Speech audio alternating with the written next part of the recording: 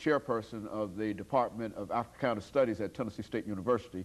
And of course, Dr. Al-Hadid, before we had our break, and of course we are sorry that we had to interrupt you for that break, but let's allow you to continue this economic discussion because I think what you're doing is pointing out the significance of the international slave trade in terms of the economic development in terms of capitalism. Let's do it from that perspective.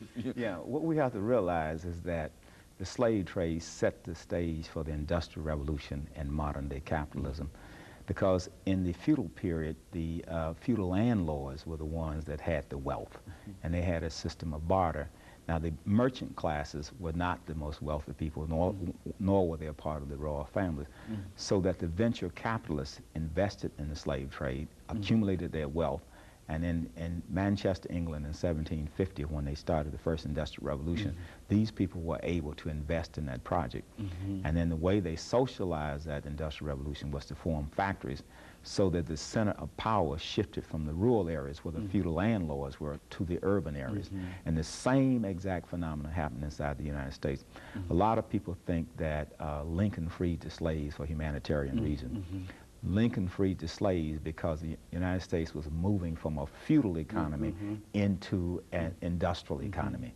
And they needed people to come into the labor force with a wage so that they could expand the markets to sell the products that were being produced. So there is a direct link between the Industrial Revolution and modern-day capitalism and slavery. Modern-day capitalism and the Industrial Revolution would not have been possible in the Western world without slavery in the form that it took. You're talking about chattel slavery, where the people were not paid a wage, and all that money that they did not pay to the slaves, they invested, they accumulated wealth.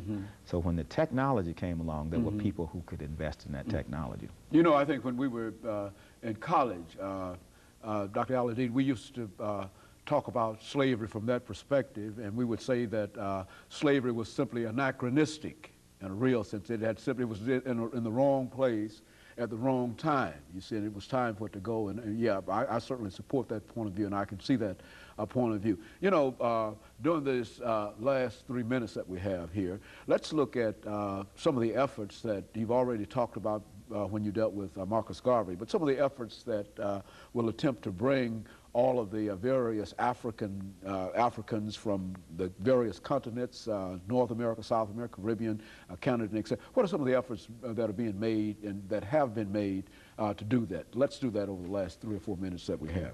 One of, I think, most ongoing project is, of course, the various Africana studies, African American studies departments and programs that we have across the country.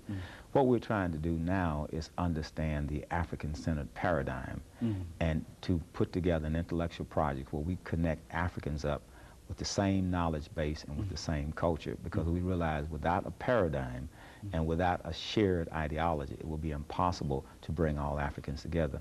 And it's important that we bring all Africans together because capitalism, the way it's set up today, is an international situation. And one example I can show you of how independence came to South Africa, it was the fact that African Americans inside of this country put pressure on this government, put sanctions against South Africa, imposed sanctions on U.S. corporations that invested in South Africa, that set the stage for that apartheid regime to get weaker and weaker, and then the revolutionary forces in South Africa could move forward to take the government as they have done and to develop it along the lines of majority rule as opposed to the white supremacy, which was at that time was minority rule inside of that country. So I think that was a very strong effort. Another thing, if you go back to Garvey, Garvey carried the movement through the 1920s. And then Elijah Muhammad, and his mentor was Master Farrar Muhammad, took up the movement in the 1930s, and they just continued that Pan-African idea. Kwame Nkrumah, who was a student here at Lincoln University, read the ideas of Garvey. He was a student here from 1935 to 1945. He went back to Ghana, joined the liberation movement at the Convention of People's Party, and liberated, helped to liberate what was then called the Gold Coast in 1957. formed the country of Ghana, and immediately he started talking about Pan-Africanism.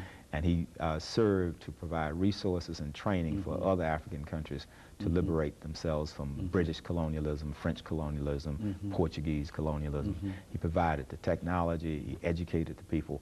So that whole spirit of Pan-Africanism, and from that they formed the Organization of African Unity in Addis Ababa, Ethiopia, and that provided an umbrella structure for Africans to at least move toward unifying. And I think today what we see with the celebration of programs, holidays such as Kwanzaa, which started by Maulana Karim in 1966, we're trying to now rediscover our culture and make a genuine connection with Africa from a cultural point of view. And we also have a lot of religions that are reaching back to Africa. Say in the Christian community, you have the Imani Temple, started by Archbishop George Stallings, and the Shrine of the Black Madonna. All of these groups are trying to take Christianity and connect it back to the African continent.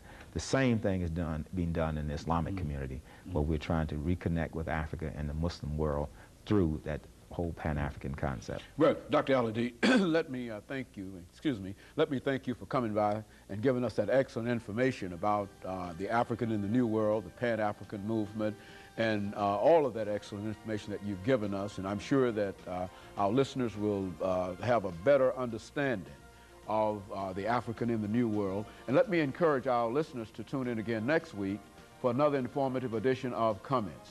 Thank you and good morning.